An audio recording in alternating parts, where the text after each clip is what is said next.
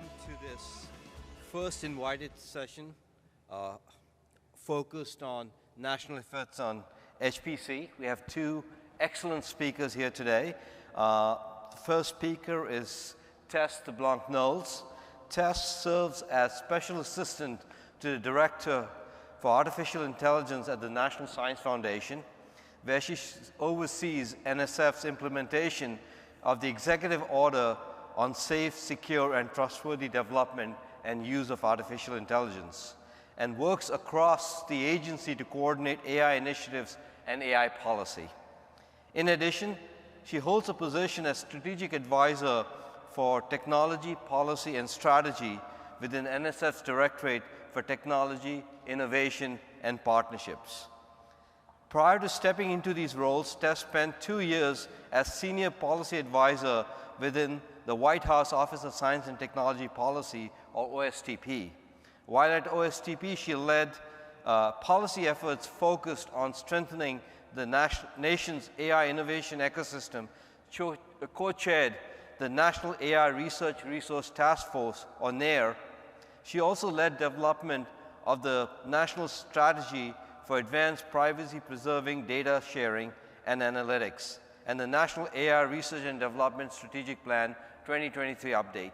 So without any further delay, please join me in welcoming Tess to the stage.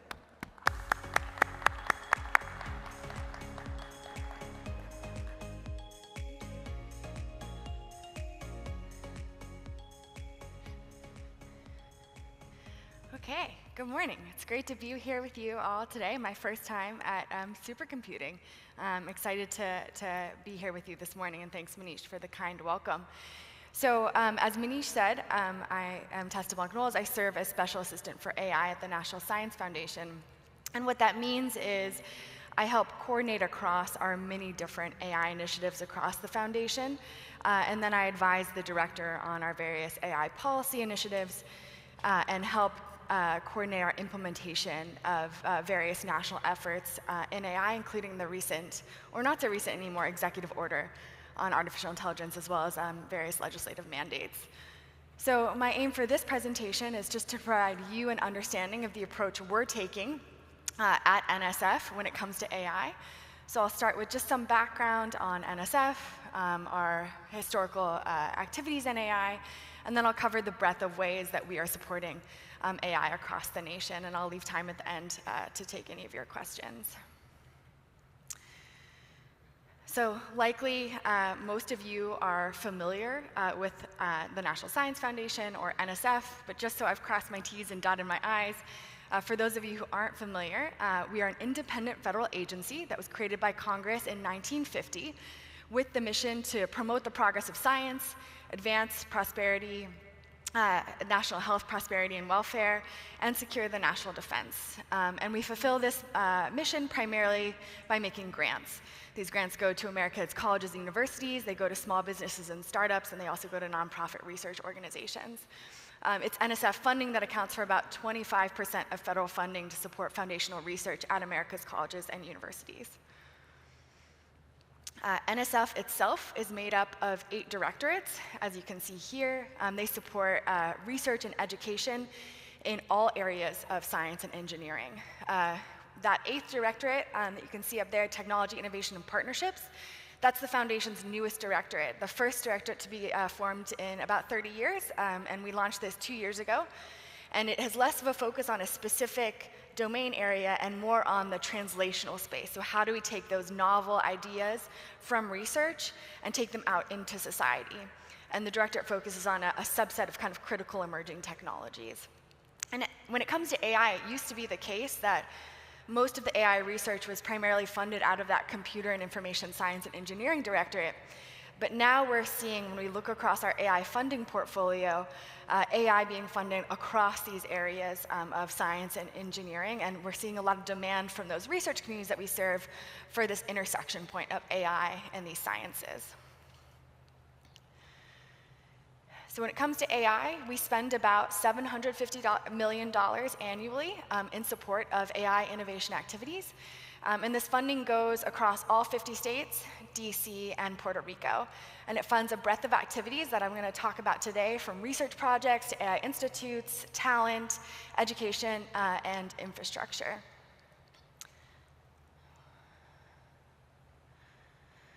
So it's important to pause right now. There's a lot of hype around AI. There's a lot of excitement around AI, legitimately. But AI at NSF is not new. We've long supported AI research and education over decades, and it's really a lot thanks to our funding and other funding of federal partners that we've laid the foundation for the advancements that are really powering AI in industry today. And it's those technologies that are driving the tools and the systems that are hitting the market today that really have their rooting in NSF funding. Be that for the kind of foundations of technical approaches like reinforcement learning, or in the talent that has come out of NSF-funded research labs and fellowship opportunities. So you can see here some of the exciting innovations that have come from NSF research funding. It's thanks to NSF funding that the voice assistants that are now ubiquitous in our phones and speakers can understand us. NSF supported the field of reinforcement learning for a long time, which is what enables the chatbots to really converse with us and in a human-like fashion. And really so much more. So when we look forward to the future, our goal is to create a really vibrant AI innovation ecosystem across the country. One that's accessible to anyone who wants to be involved, and one that creates the foundation for continued US economic growth and the foundation for our national security. And we really see AI as one of these kind of critical ingredients for American progress, and we're focused on supporting those areas that really rely on federal funding to kind of buttress that ecosystem so we can all kind of continue to progress in AI in a positive direction. We also at the Foundation see really incredible potential for AI in science, really powering progress and discovery and accelerating that discovery cycle across fields of science and engineering. And of course, we're already starting to see this play out in the biological sciences in exciting ways around protein prediction and development of new drug therapeutics. And I like to think of what we're doing as really supporting those building blocks of the US AI ecosystem and the ability of the US to be really competitive in AI. So from the basic research that sets the foundations for the next breakthroughs, to that applied and translational research where we're funding the research that's not quite mature enough yet for it to be taken up by the private sector, to these kind of foundational elements of infrastructure and talent that really power this innovation cycle. And what I hope also will be evident in some of the programs that I talk about today is the reach of NSF's programs. I mentioned that our funding goes to all 50 states and DC and Puerto Rico, and it really reaches across the country into all sorts of regions and communities, and that's really our aim as we move forward. So starting from the bread and butter of NSF, and that's supporting the foundational work. So we're supporting in AI that foundational research that's really pushing the boundaries of the technologies from pure mathematics to new methods of computing to the next generation of algorithms. For NSF's core AI programs that are really focused on those basic research efforts, we support around 500 new projects each year, and they're tackling the big open research challenges, like how can we combine the strengths of statistical and logical AI systems. What are understanding the limitations and the capabilities of large language models, investigating how we can build large language models in a way that reduces expense, enables them to reason abstractly and represent uncertainty while still remaining private. Some of these kind of big questions that we think are critical to answer to really leverage AI for kind of the economic progress that we see as possible. And of course, as we do so, we're committed to supporting the necessary research that's needed to effectively address both current and then future AI systems and the risk from these systems. So how can we make them more robust, verifiable, resilient, And we see advancing this kind of bucket of trustworthy AI as one of these kind of critical ingredients towards this AI future. And I called this out as a pillar of one of the things that we're doing, but it's really infused throughout most of our AI work. But we've also launched kind of specific investments that are focused on accelerating work in certain areas. One of these is the Safe and Learning Enabled Systems program that we launched last year. And this is really about fostering that foundational research of how do we improve that guaranteed safety of AI systems? How can we treat AI systems the way we do critical infrastructure? Really understanding that if AI systems are to be deployed in safety critical scenarios, the users of that systems have to trust them. They have to be robust. We have to be able to verify their behavior and the like. Last year, we also launched the Responsible Design, Development, and Deployment, or Red Dot program. And this is looking to invest in the creation of technologies that promote public well-being and public good, but have these societal, ethical, and community relations considerations that are embedded into the life cycle and the development of those technologies. So we made the first awards in this program this year, funding 44 teams and spending $18 million in support of their projects. So in the AI space, which is one of the key technologies of this program, we've supported projects around the responsible design, development, and deployment of a generative AI system for emergency response, as well as one that is looking to advance responsible AI in the transportation sector. So how can we support this work for kind of these critical outputs in a way that really integrates responsibility throughout the life cycle of that technology? And then I'll also mention that we're seeking to advance privacy-enhancing technologies, as really these technologies that hold a lot of potential to facilitate privacy-preserving applications of AI. And so we're building on the long-time support of this field, which has been accomplished through our Secure and Trustworthy Cyberspace program, with a new privacy-preserving data sharing and practice program. And this, again, is looking at that translational space of the technology. So how can we seek to mature existing technologies and really mature their approaches for specific application areas, so what comes out of the research is much closer to being able to be adopted by industry or government, by really focusing on the technologies in a specific application area or in a systems context. And then you see here some of the AI institutes listed that focus on specific aspects of trustworthiness in contexts like weather, decision-making, and law and society, and I'll talk about those a little bit later. And so NSF funding is not only focused on the fundamentals of AI technology, but we're also striving to provide significant support to support the application of AI to big problems and big challenges. And as I mentioned, we really do this across our directorates in areas of science and engineering. So last year, we launched a new opportunity to support work that is specifically at the intersection of AI and geosciences, and we're seeing really exciting work around weather forecasting, modeling, and the like. Our engineering director also supports engineering research centers, and multiple of them are leveraging AI to address engineering challenges like autonomous manufacturing, precision microbiome engineering, and quantum networking. And one of the prime examples of where we're supporting applied AI is through this network of national NSF-AI institutes. This program was launched in 2019. It has now grown to a nationwide network of 27 institutes, representing a more than $500 million investment that reaches now into almost every state. And these institutes are supporting critical kind of cutting-edge research that's applying AI to domains like agriculture, weather, public health, education. And the strength of this network has really been bolstered through partnerships, both with the private sector and with other federal partners. So for example, NSF has funded 5 institutes in partnership with the US Department of Agriculture, so really focusing on different elements of the potential of applying AI to agriculture in terms of sustainability and precision agriculture and the like.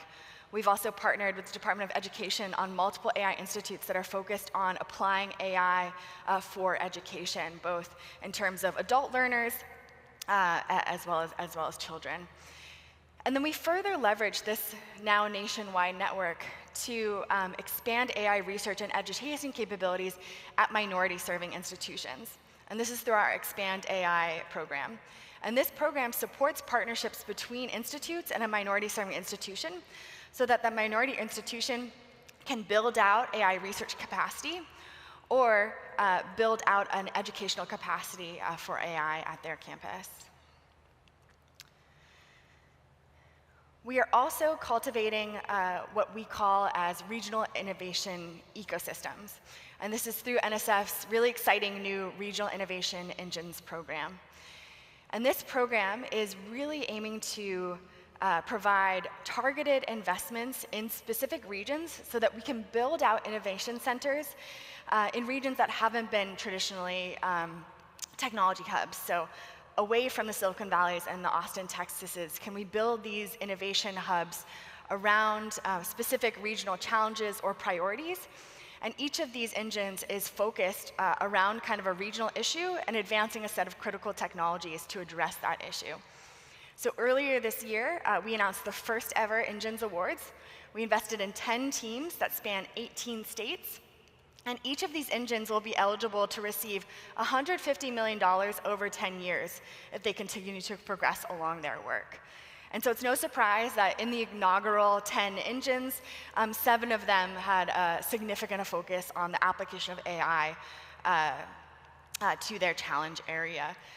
So for example, the Great Lakes Water Engine, it's looking to develop intelligent water resource recovery systems, really leveraging AI capabilities for sustainable water-intensive industry. There's also a North Dakota advanced agricultural technology engine, and this engine is looking to improve sustainable agriculture through crop and genetic data, advanced sensor technologies, AI, and climate modeling. The second competition for engines funding is actually happening right now, and we just invited 71 teams to submit their proposals. So this is a really exciting big effort. And NSF is mostly known for its funding that really focuses on the research projects. But we also support bridging this gap between ideas, technology development, prototyping, and commercialization through what we call our lab-to-market platform. And what we're trying to do is address the multiple valleys of death that exist along that community continuum when you're trying to take an exciting idea from the research space into society, be that in the market, for government use, or to open source. And so these programs are all managed now through NSF's new Directorate for Technology Innovation and Partnerships, and they're really building out this platform to support researchers at kind of each stage along that translation pipeline. So for example, through our Partnerships for Innovation program, we're supporting researchers to develop a proof of concept in terms of something that they would like to take to market. Through the I-Core program, we're providing researchers experiential training so they can better understand, if I did want to take a product to market, how do I do customer discovery? What is my pitch to funders? And what do I need to change about this technology to make it a viable market product? And then through our Small Business Innovation Research program, or SBIR, we're supporting entrepreneurs to prototype and begin to scale their inventions. And this program is actually a prime example where we're supporting translational AI research. We looked at our current portfolio of awards, and of current awards right now, $200 million are going towards AI and machine learning applications, and these really go across different domains in the medical sector, in environmental use cases, and the like. And really, essentially, the goal of all of these efforts in this Lab to Market program are about taking novel and promising ideas out of the lab and de-risking them and helping mature them until they can kind of take flight on their own. And so beyond direct support to research and projects, we're also supporting the infrastructure and facilitating access to the infrastructure needed to conduct research. So, of course, in other areas of science, the infrastructure are boats and telescopes and research stations. But in AI, as you all know, it takes the form of computational resources and data. And with the advent of machine learning, access to really large amounts of computational data, computation and data sets is really critical for the cutting edge. And we're starting to see, because of the high cost of computation in particular, we're starting to see this growing divide among researchers in the private sector who have access to large amounts of compute and data, and researchers in academia who don't really have access, particularly to compute, in order to work with today's large models. So to address this weakness in our research environment, NSF took a step earlier this year to launch the pilot of the National AI Research Resource, or NARE. And so this pilot is an very initial step towards what is envisioned as a national integrated research infrastructure that would connect American researchers with that full suite of capabilities needed to support AI research, from computation to data, software, training resources, tools, pre-trained models, and the like. In its pilot form, we've instantiated the NARE as a consortium. So it's bringing together 12 federal agencies and 26 non-governmental partners that are connecting researchers with a really diverse set of resources that these partners are bringing to the table. So I'd encourage you to go to narepilot.org and click on the Resources tab and kind of see the incredible diversity of resources that are on offer right now to the community to kind of move fast and get some of these resources out to the community. Our team at NSF has also worked really hard to bring the community along in this pilot effort, because the goal of this pilot is to really learn and then drive the design of a future full-scale NARE. So we've opened opportunities for the community to contribute data sets to the NARE. We're seeking demonstration projects of, how can we show to folks like folks in Congress, here is the goodness that can come from something like the NARE through some of these demonstration projects. We've also been bringing the community together in workshops and training opportunities to really involve the community in the design and the development of the pilot. So if you're interested to learn more, there's going to be a Birds of a Feather session scheduled for tomorrow night in B311, where our team from NSF, who's managing the pilot, is going to be there, as well as several of our partners from industry and academia. And of course, this NARE pilot effort builds on and benefits from long-standing NSF investments in computing and data. So many of you are aware that our Office of Advanced Cyber Infrastructure has long supported high-performance computing infrastructure that supports and serves the nation's research community, around 20,000 researchers each year. Similarly, NSF has supported the development of data sets that are critical to fueling AI discovery and new applications. And really a prime example of this is the Protein Data Bank. This is a community resource that its development was supported by NSF and other federal partners. And it's what made possible this year's Nobel Prizes in chemistry that were awarded to David Baker, Demis Hassabis, and John Jumper. Their AI-driven capabilities that were achieved by their labs in DeepMind were really powered by the ability to train their systems on this data set of protein structures. Another recent effort we've launched in this space is around creating a prototype of an open knowledge network. And this is about creating interconnected knowledge graphs based on publicly available data to support the development of AI-driven applications that are really kind of open to the public. And then rounding out this approach in terms of the infrastructure is our support for AI test beds. So recently, we supported the launch of a national deep inference fabric. And this provides a remotely accessible resource for researchers and for students to perform detailed and reproducible, and that's important, reproducible experiments on large pre-trained AI models, such as open large language models. We also just this summer released a planning grant opportunity around what we're calling AI-ready test beds. And so we're asking the community to start to plan for and think about how to establish AI-ready test beds that would allow researchers to test novel AI capabilities in potential real-world application scenarios. So for example, urban and regional transportation networks, telecommunication networks, power grid control, repair of urban infrastructure, manufacturing, and so much more. So how do we start to really bring these technologies into applications that will have outside effect and do so in a responsible way by creating that infrastructure for testing, verifying capabilities, and really kind of iterating on discoveries. And the other foundational element that we're supporting is around talent.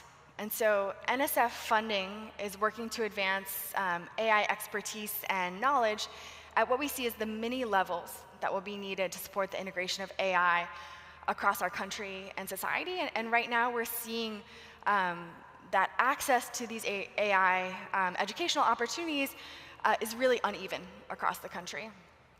And so last December, we launched the EducateAI initiative. And this aims to enable and equip educators to make high-quality AI educational experiences available nationwide, so at K through 12, schools, community colleges, four-year colleges, and then also opportunities for reskilling initiatives. And so through this program, we're supporting efforts that are working to develop open AI curricula for community colleges, training efforts for community college teachers so they can be reskilled to conduct these curricula. We're supporting efforts that are building these pathways to engage high school students and adult learners in AI education as kind of an add-on to either their high school curricula, bringing them into that community college pipeline, or offering them opportunities when they're already out in the workforce. And this work builds on work that we've long supported in computer science and in AI, where we've developed K through 12 educational guidelines and resources for AI education that are open for teachers across America. We're also, through our experiential learning for emerging and novel technologies program, we're supporting the provision of experiential learning opportunities around different technology areas, and AI is one of the key ones there. So for example, one of the initiatives that we're supporting through this program is providing what's called micro-internship opportunities for technical college students. So it allows them to partner with someone in industry, work on this specific project in the industry setting really early in their studies. They begin to understand, okay, if I went down this path, this is the kind of work I might work on. And to really think through, if you start at that technical college level, do you need to do kind of additional studies and kind of creating that pipeline for students. And then, of course, in higher education, NSF's graduate research fellowships and our CS Grad for US fellowship, they're making cutting-edge graduate studies available to more students across the country. And I think the impact of these people-focused investments can't be understated. A colleague of mine took a look at one of the recent classes of the Graduate Research Fellowship Program fellows, looked at the ones that had focused on AI and kind of traced where they were today. And it was a really impressive picture. These fellows had gone on to start AI startups, found new AI labs in academia, work at some of the leading AI companies. So it's through programs like these where NSF is seeding the top talent that's driving progress in both academic and private sector settings.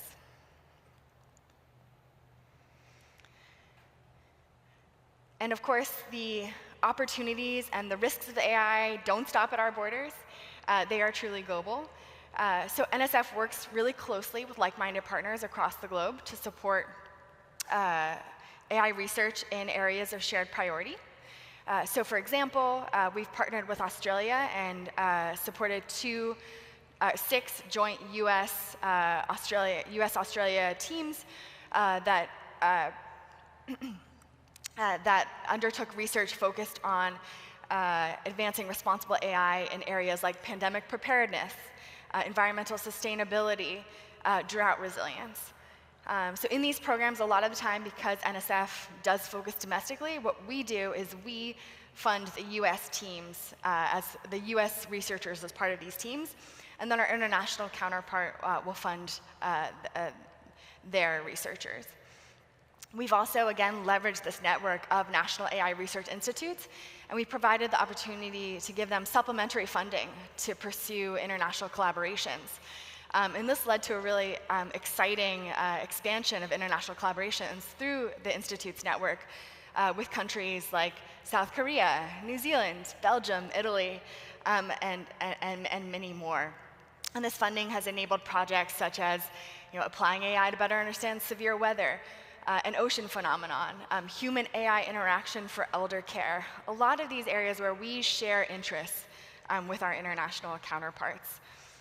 NSF also maintains standing partnerships with certain countries, and we've leveraged those to support AI-related research. So for example, we've done this with both Israel and India, where we funded US researchers' participation in AI projects on issues ranging from digital twins for traffic management to AI-driven modeling to flood response. And each of these partnerships is really grounded in where there are shared priorities between the US and a counterpart in advancing AI research. Oh, one thing I forgot to mention on the international front. Just last month, the State Department released a global AI research agenda. And NSF played a big role in helping create this agenda. And the intent of this agenda is to really put out a set of priorities around where we as the US see incredible opportunity to partner with international partners when it comes to AI research, both in terms of advancing the fundamentals of AI and understanding the impacts of and kind of managing the risks and deployment of AI across the world. So as NSF has, over the past couple years, been moving forward across the pillars of our AI investments, we've been doing so in the context of increased attention on AI from policymakers, and that's both from the White House and from Congress. And over the past year, the breadth and the pace of governmental efforts to address the many aspects of the future of AI have really skyrocketed. And much of that was in response to the Biden administration's executive order on safe, secure, and trustworthy development and use of AI. And this executive order, which is actually the longest executive order in US history, laid out a series of actions to be taken by federal agencies, both focused on leveraging AI for innovation and really harnessing the opportunities of AI while managing risks from that. This executive order just met its year anniversary. On this anniversary, the White House announced that the more than 100 tasks that were put out in the executive order were completed on time, which if anybody knows, the US interagency knows what a feat that is. And NSF did have a set of tasks in the executive order, and they were really tied to the work that NSF has underway around research, education, and infrastructure. And they leveraged a lot of the programs that I talked about today and really asked NSF to either kind of expand the program or accelerate work on that program, really recognizing the role that NSF has to play in that supporting the innovation ecosystem that so much of what we do in AI as a country is based on. And then I'll mention that the EO, the executive order, also directed the development of two other foundational elements of the current approach to AI. One being a memo from the Office of Management and Budget that set out a series of requirements and procedures for federal agencies when it comes to adopting AI to achieve their missions. It both encouraged the adoption of AI among federal agencies and does required the designation of a chief AI officer and a governance structure, and then also set out a set of requirements of how agencies must adopt AI in a transparent and responsible manner. And then just last month, the administration also released a national security memorandum on AI. And this put forward an additional set of actions that are primarily focused on promoting and protecting national security when it comes to AI. It also was accompanied by a framework that was essentially the mirror to the Office of Management and Budget guidance, but for the defense and intelligence communities. And it really is focused on ensuring that our defense and intelligence communities are harnessing AI to accomplish their missions, but doing so in a responsible manner. Of course, with an upcoming change in administration, we'll likely see an adapted approach evolve in the months following the transition. But as we look to the future, the role that NSF plays in tandem with the research community and with the private sector will really remain critical to continued US competitiveness and economic growth in AI. Through our wide-ranging programs, a couple of which I talked about today, we're broadening access to AI resources. We're enabling trust and security. We're developing the next generation of the AI workforce. And these investments will continue to be critical as we look to develop the next generation of capabilities, and so that the US can continue to kind of lead with our principles in mind. So with that, I have about 10 minutes to take any questions, and I think that there are microphones if anybody has questions.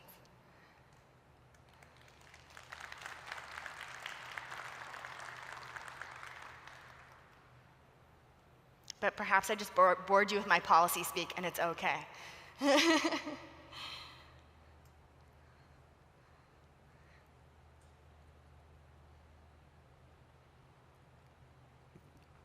Thank you for a brilliant talk, Tess. So one question, there's so much innovation going on in NSF, especially in industry. Wondering how does NSF's effort complement what's going on in industry? Yeah, thanks, Manish. It's a great question because so much of AI right now is being driven by industry, particularly when it comes to the large language models and machine learning. But I think it's important when we even look kind of historically, the role that NSF played in getting us to where we are today.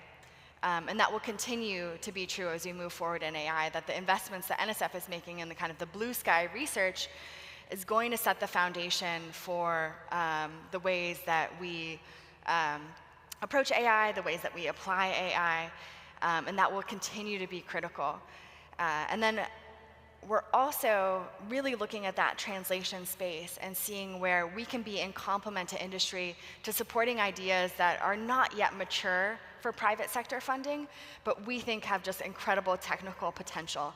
And can we help move them along that spectrum so that more AI innovation is coming out and applied to more areas of kind of societal importance? We have another question. So Tennessee Knoxville. Thank you for the fantastic presentation. I have two questions, not one. The first one is whether you can share with us what strategy we can have in place, NSF can support for a stronger international collaboration with colleagues in other countries. The second one is related to interdisciplinarity and research across domain. As NSF support predominantly research, sometimes interdisciplinarity and projects that address aspects across domain are hard to present because they have an aspect of pragmatism. And so I was wondering if NSF is looking at interdisciplinarity with an eye of pragmatism across domain and what is the possible strategy. So two questions, international collaboration, interdisciplinarity in collaboration. Thank you. Great, thank you. And on the international collaboration front, I did mention the recently released Global AI Research Agenda. And so that is really kind of a push towards and intended to be a strategy document across federal agencies of here's where we as the US need to cultivate those international partnerships so that we can advance AI research. And NSF, I think there's not a week that goes by where we don't have an international delegation coming to DC who wants to talk about AI collaboration. Of course, NSF has to fund that US side of it, but there's an incredible amount of potential there. We're hearing the demand signal from our international partners, and we're using those mechanisms that we have at NSF to support those collaborations, like our supplementary funding that we gave to the AI institutes. When it comes to interdisciplinary work, or what we like to call it at NSF is convergence. And you see that really as a theme going forward in terms of an area of priority for the foundation, particularly when it comes to that translational work, is really kind of supporting those multidisciplinary, interdisciplinary teams to take on the work. So I gave the example of the responsible and ethical design, development and deployment of emerging technologies program, or Red Dot. And so all of those teams that are working on those efforts are multidisciplinary teams because they are looking to not just infuse responsible approaches to the technology, but they're looking to develop technology that has real-world use cases. And you need that kind of intersection point to kind of make sure that the technology is developed with that use in mind. And you see that really, that theme coming out a lot through our programs, not only the programs that are in the new Technology Innovation and Partnerships Directorate, but others in the foundation as well, as we're looking to really make sure that the research that's being funded out of NSF is addressing real big challenges and can really come into use. I see another question. This is more about this is Abani Patra at Tufts University. So there's a tremendous requirement from many companies and federal government about hiring AI people. The universities are responding, but at a much slower pace. How is it possible for us to get incentivized to move faster? Because most universities don't have spare resources to run in a new direction quickly. Mm-hmm. It's a great question because it is a challenge across domains. It's a challenge in government, it's a challenge in private sector, a challenge in academia to get the talent that everybody wants to pursue AI, whether it's AI research and education, or adopting AI in government, or in industry kind of continuing to adopt AI as well. And there's not an easy button answer there, but a lot of it comes around really creating that educational pipeline so that we're producing that AI talent K through 12, four-year institutions, so we have more bodies to kind of fill all of those requirements. I know from the universities that I speak to who come to NSF that a lot of universities are thinking about what do they need to do differently around AI? Do they need to create an AI initiative? Do they need to create a new school? How do they compete for the talent that other universities who are creating their AI initiatives or their AI departments? And so this is a shared challenge that I think just requires a lot of investment in our talent pipeline and other kind of reskilling initiatives as well to get to.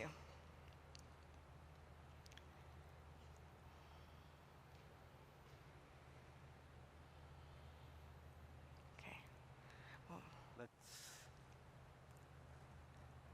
Okay, we have time for one more question. Go ahead. No, great talk. I think maybe getting the AI innovation and all. Maybe I'm looking at the next step of how do we get things into the digital twin to really help other things. I know AI is one of the building blocks. So what is NSF doing because I saw your Valley of Death and all. So what are your thoughts on taking the digital twin to the next level? Yes, so a lot of that is what's driving that lab to market platform that I talked about. And what we're trying to do is really build support along each phase of that continuum. So whether it's a researcher who just has this great breakthrough in the lab and is thinking about, can I take this to market? We have set programs, and we've also pursued pilots around how do we best then take the next step? Do we pair that researcher with an entrepreneur, and they kind of work in tandem to build something? Do we put them through kind of an experiential training program so that they learn? And so through the Technology Innovation and Partnerships Directorate, we're expanding those current programs we have, and then we have many different pilots that we're testing out different approaches to say, how can we more effectively cross these valleys of death? Even that slide showed one, but what it really is kind of multiple valleys of death at these different transition points as someone is trying to take a good idea and to see if it has use in the market or to address a big challenge. And with that, I think I might be just out of time. Perfect. Join me to thank Tess for a brilliant talk. Thank you very much.